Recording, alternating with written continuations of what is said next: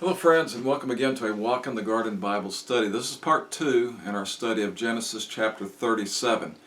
And we left off last time looking at the account of Joseph, one of Jacob's sons. And what did we notice about Joseph? Well, the Bible tells us that he was the son of his old age. And because of that, he had a special favored position with his father Jacob. Jacob treated him as his favorite. He gave him special privileges, special attention. And it tells us that he loved him more than all of his other children that he had. And it was very noticeable to all of the other children. And of course we saw where there was a lot of jealousy there was a lot of envy, and there was a lot of rivalry amongst the other brethren. And then we noticed when they were out in the field and they were all doing their duties out in the field, well, they weren't treating him too good. And they were saying things about him, saying things to him, and probably making threats against him, no doubt. And so the Bible tells us that he came and it said he delivered their evil report unto his father. So, whether you want to call it a tattletale or just, being maybe fearful about things, but he wanted things to change. He wanted to fit in. He wanted to be part of the group, and he didn't want to be treated, unfairly by all of his brothers. So he brought that report to his father, and it troubled him greatly. And then we left off there with verse 4 last time. We're going to pick it up today in verses 5 through 11. And here the Bible says, "And Joseph dreamed a dream, and he told it his brethren. And they hated him yet the more. And he said unto them, Hear, I pray you, this dream which I have dreamed. For behold, we were binding sheaves in the field, and lo, my sheaf arose, and also stood upright. And behold, your sheaves stood round about, and made obeisance to my sheaf. And his brethren said to him, Shalt thou indeed reign over us? Or shalt thou indeed have dominion over us? And they hated him yet the more for the dreams, and for his words. And he dreamed yet another dream, and told it to his brethren, and said, Behold, I have dreamed a dream more. And behold, the sun and the moon and the 11 stars made obeisance to me. And he told it to his father and to his brethren. And his father rebuked him, and said unto him, What is this dream that thou hast dreamed? Shall I and thy mother and thy brethren indeed come to bow down ourselves to thee and to the earth? And his brethren envied him, but his father observed the saying." Well, the Bible tells us that over in Hebrews that God through the ages has spoke to individuals, has spoke to mankind in general, and has just put his word out, put his prophetic messages out there through different means. It says through, at sundry times, through various means. And some of that was through the prophets, some of it was speaking directly, some of it was through angels, some of it was, using other individuals to pronounce and proclaim the truth. And then there was the dreams. Sometimes God would give somebody a divinely appointed dream and speak to them in a dream. And we hear about that sometimes nowadays, where people say they've had a special dream, or they've had a dream where God maybe have told them something. And it's kind of hard to judge anybody for that, because we can't get inside their head. But we know that God can do anything he wants to do. And if he wants to get his point across, if he wants to get a message across, then he'll find a way to do it. I mean, he'll have a way to do it, and it will get through. And I think about that one passage of Scripture where even the donkey spoke. So, God is going to get his word out. But what he does is he gives Joseph now this divinely appointed dream. And it's going to be a prophetic message, and it's not received too well by his family, as we see. So we have an interesting case here. Just as Joseph's father had once dreamed a special dream, so it is now that his son experiences a special dream likewise. And, Joseph could have kept that to himself. He could have said, well, I'm not going to tell anybody about this because they might make fun of me. Or I'm not going to share this with anybody because it may not go across too well. It may add to my problems. But he felt compelled to share the good news. Well, what he perceived as good news, he doesn't really know the entire meaning of it as well. And part of that, the reason he wanted to share it, was maybe to get some enlightenment on it. Maybe to get them to give their feedback and tell them what they thought the interpretation was. and to maybe just kind of expound on it. But I think Joseph felt, or he was assured that it was appointed by God. He was assured that there was something about this dream, that it wasn't just like any other dream that he'd had, and that it carried with it a special meaning. He didn't know what that meaning was exactly, but he knew that it was a dream that needed to be confessed before his family and told to them. And so that's what he did. He wanted to share it with his family, and perhaps they could shed some light on the interpretation.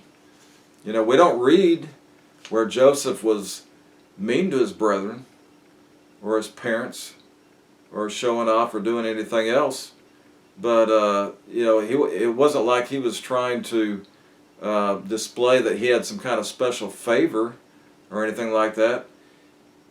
We know that he was favored by his father, and obviously that was evident. But, we see that his brethren hated him. They were jealous of him because of that. And now they despised him even more because of this dream. They're like, oh, now, on top of everything else, you're going to tell us that you're going to be our king, that you're going to be in control, you're going to be our manager, you're going to be over us, and that all of us, your older brethren, are actually going to be bowing down and worshiping you or giving you that kind of respect that we would to royalty? Really? Is that what you want us to believe? And they just saw it as a childish way to maybe try to get back at them. It was going to be his method for trying to get retribution against them for the way they've been treating him. But it just made them all the more, the hatred just rose up even more as a result of this. And so as often is the case, God chooses to use the lowly sort, the humble, the weak, those that may be under persecution, those that may be under threat, those that would be the least likely to rise up and be somebody of prominence. That's who God often chooses. And I've seen folks that have been called into missionary duty before. I mean, here's somebody that's not only being called to preach the gospel, but to take it to a foreign field where the opposition is great, where the traumatic experiences can be great, where the difficulties are ever present. And sometimes we see where we may prejudge these people and say, well, they'll never make it. They're too meek and mild. They don't have the class. They don't have the intelligence. They don't have the etiquetteness or the eloquent speaking ability. They don't have the knowledge of the country. They don't have the knowledge of the language. And we can come up with all of these reasons why they would not be a likely candidate to fulfill that role. But the one thing that they do have that qualifies them is God's call on their life. And that's all it takes. In ourselves, we are incapable. The Bible tells us that, but the Bible tells us we can do all things through Christ, which strengthens us. That's where our power comes from.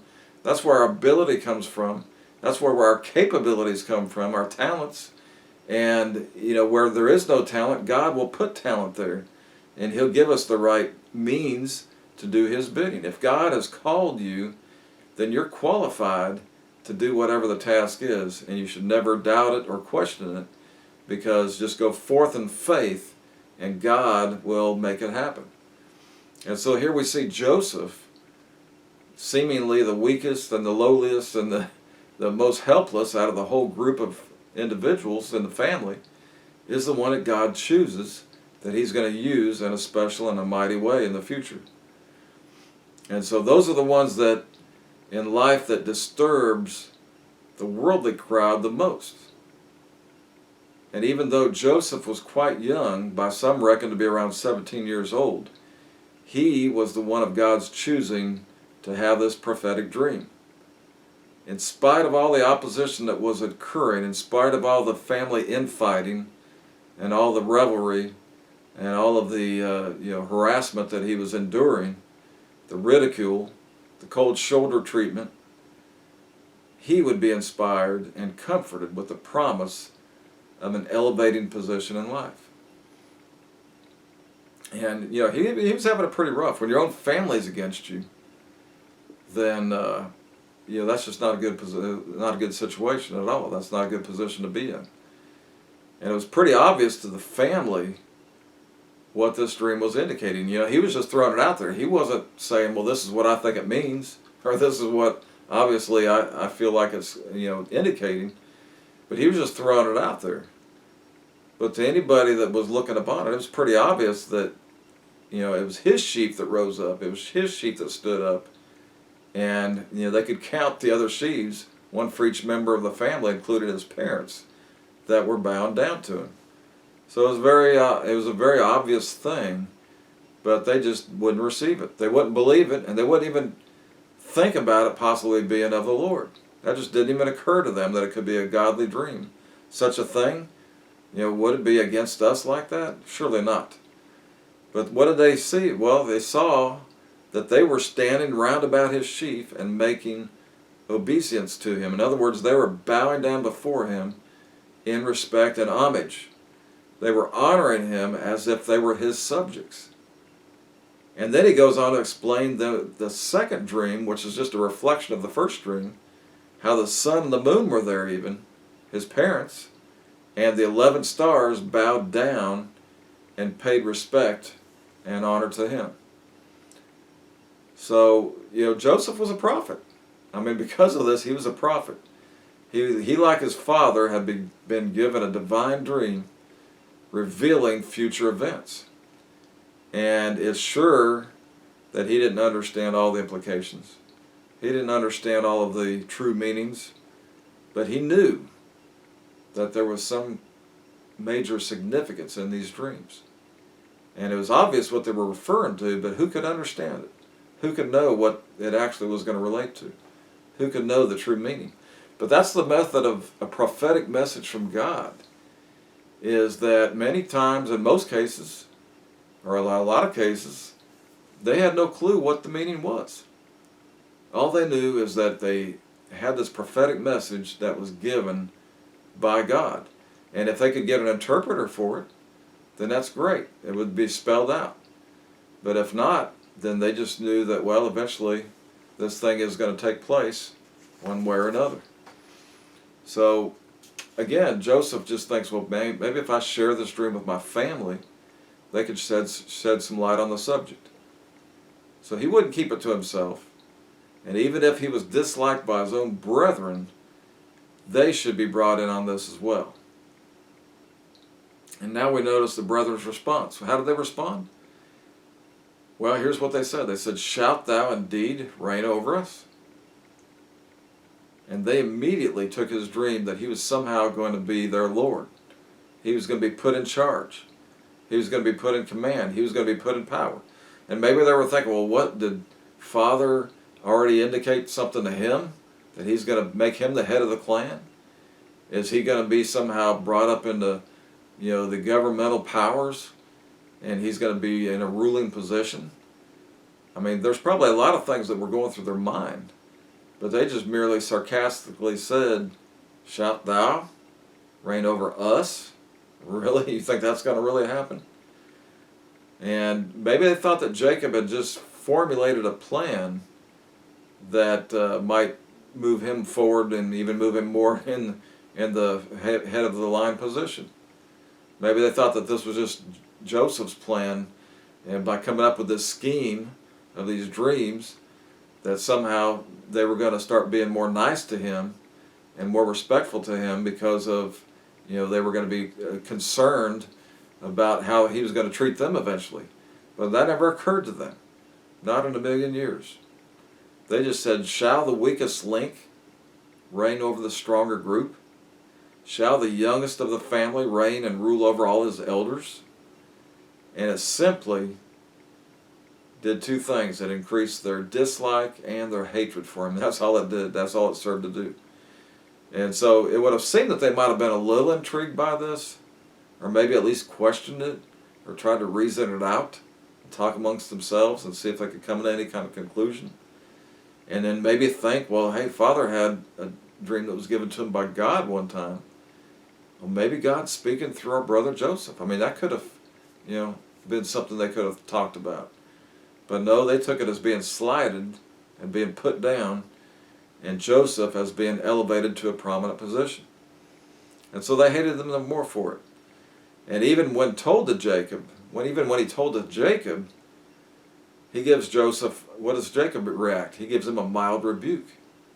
What is this dream that thou hast dreamed? Shall I and thy mother and thy brethren indeed come to bow down ourselves to thee to the earth? Really, Joseph, you had a dream? Are you sure you didn't just eat something too late last night? Are you sure this isn't just wishful thinking? Are you sure this isn't just some kind of scheme that you're trying to create more haphazardness in the family? I mean, what's this dream, Joseph? And not just once, but twice. You've sought to provoke your brothers with this claim. And thusly, while the brothers envied him and made them even more than jealous and upset. But what does it say about Jacob? He didn't get mad at him. He didn't try to put him down. He just simply asked that, gave him that response. But then it goes on to say that he observed the matter. In other words, he took heed to the saying. Jacob was a spiritual man. And he wasn't going to take anything with a grain of salt. And he knew ultimately Joseph really didn't have didn't have the fortitude to come up with this on his own. And so he thought, well, let's ride this out and see where it leads. Maybe there's something to it after all. And so he gave it a fair hearing after all, you might say. And he wanted to at least leave it on the board, not just dismiss it completely. He was going to carry the saying with him in the sense of a warning, and that maybe they need to be aware and observe the gravity of the dream. So even though he had insinuated that it was an idle dream, and the fact that he and his wife are represented by the sun and the moon, which in fact would reintroduce his belated wife Rachel back into the situation. But the signification of the dream, the fact that his whole family would have dependence upon him. Jacob would store away these words, and at the appropriate time he would once again be reminded of these prophetical sayings of Joseph. Well, with that, we're going to continue the story here in verses 12 through 22. And the Bible says, And his brethren went to feed their father's flock in Shechem. And Israel said unto Joseph, Do not thy brethren feed the flock in Shechem? Come, and I will send thee unto them. And he said to him, Here am I. And he said to him, Go, I pray thee, see whether it be well with thy brethren, and well with the flocks, and bring me word again. So he sent him out of the vale of Hebron, and he came to Shechem. And a certain man found him, and behold, he was wandering in the field. And the man asked him, saying, What seekest thou? And he said, I seek my brethren. Tell me, I pray thee, where they feed their flocks. And the man said, They are departed hence, for I heard them say, Let's go to Dothan. And Joseph went after his brethren and found them there in Dothan. And when they saw him afar off, even before he came near to them, they conspired against him to slay him. And they said one to another, Behold, this dreamer cometh. Come now, therefore, and let us slay him, and cast him into some pit. And we will say, See what will become of his dreams. And Reuben heard it, and he delivered him out of their hands, and said, Let us not kill him. And Reuben said unto them, Shed no blood, but cast him into this pit that is in the wilderness, and lay no hand upon him, that he might rid him out of their hands, to deliver him to his father again. Well, here we see the seriousness of the situation. It says that they're conspiring against him, even to the point of killing him. They've all pretty much come to an agreement and a conclusion that they so hated him and so despised him and so just wanted him out of the picture, especially after these dreams, that they're actually willing to slay their very own brother. And so what's the first thing we see? Well, we see that Joseph is sent out on a mission by his father. He's given a family tasking. And, his father calls him in and gives him some instructions. And he says, well, I want you to go out and check up on your brothers. They're out in the field somewhere, they're way out in the boonies. They're feeding the flock, because they had to move around consistently, constantly. In order to find enough food, they had to just constantly be on the move, and sometimes they would travel for miles in order to keep the flock fed. And so that's what they were doing. And he says, well, go check on them, go see how they're doing, see how the animals are doing, and then bring me word back just so I'll know if they're faring well or not, and I'll know that everything's okay. And he gives them this mission. And I'm sure Joseph probably had maybe a little bit of reluctance to go, just because he probably was enjoying not having them around there to pick on him and not being berated and belittled all the time. And so now here he has to go on this mission and see the very ones that don't like him. And they're going to be out there in the country, and he says, what does he tell them to do? He says, see if it is well with them, and bring me word again. And, because word would not come for some time if they're that far out. And they had no means of communication. They didn't have any carrier pigeons. They didn't have any telephone. They didn't have a telegraph. They didn't have any kind of communication lines at all. There was no mail. So the only way they could actually find out is to send a messenger out there. And he picked Joseph, his own son, to do it. And he wanted to know just how everybody was faring. And in spite of some of the previous treatment Joseph had endured, he still seems eager to go. What does he say? He says, here am I.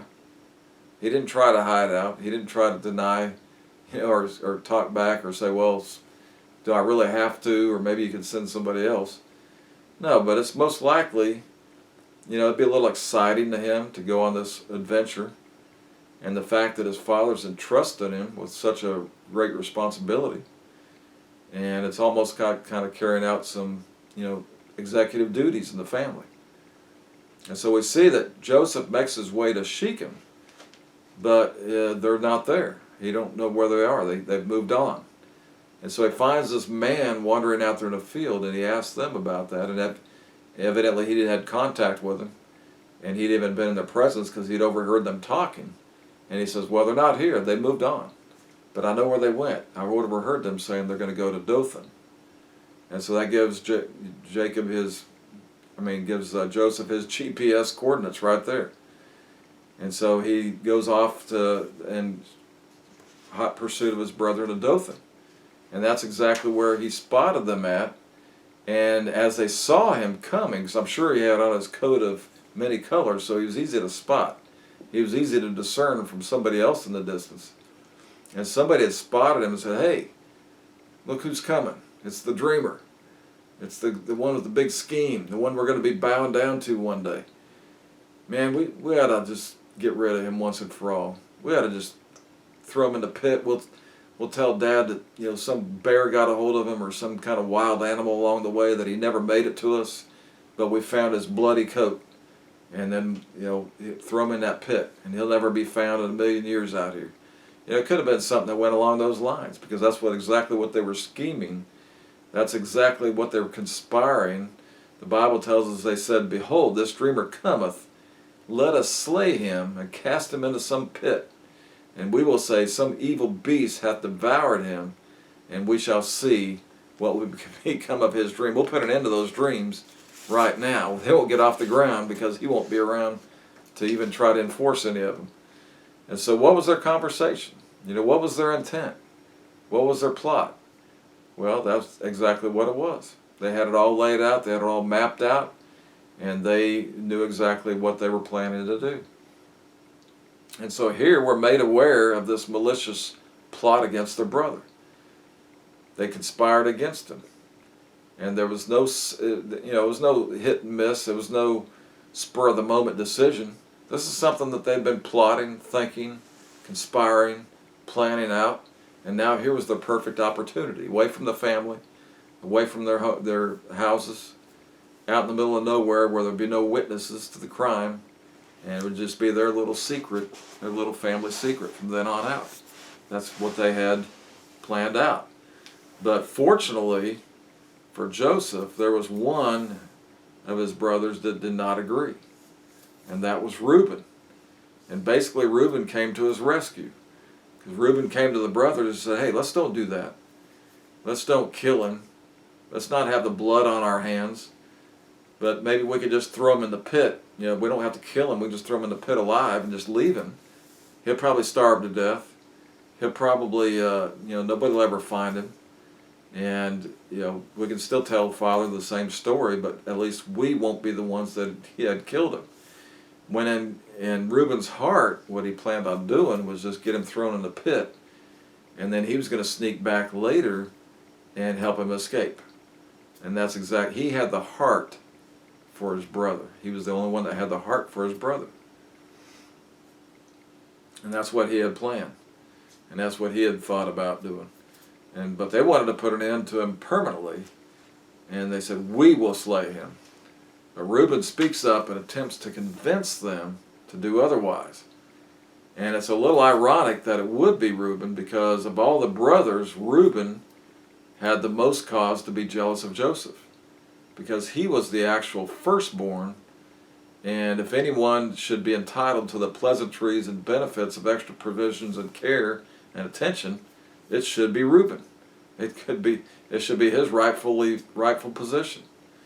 And so he's the one that should be the most angry and upset and envious, but yet we see him having the brotherly compassion on his younger brother. And he proves by doing this to be Joseph's best friend and protectorate. And so it is that Reuben offers an alternative proposal that would seemingly benefit the brothers and accomplish what they wanted to do without the shedding of their brother's blood. And hopefully it would seem to them that this plan would destroy Joseph as well, without the direct murder on their hands. But at the heart of the matter, an intent was that he felt he could rescue Joseph out of their hands and restore him to their father, and that's what he had intended on doing. But ultimately, God had other plans. God knew there was going to be another method and means to accomplish his will. And so we're going to see that in our next lesson. We're going to see the fact that God is going to save Joseph, and Joseph is ultimately going to be used by God to save many people. So we'll pick it up there next time in verses 23 through 30. And we're going to see what happens when they finally get this interaction, when Joseph finally gets this interaction with his brothers, and how they're going to react there, and what's going to transpire next. So I hope to see you then. Hope you're having a great day. We'll talk to you again soon. Thanks.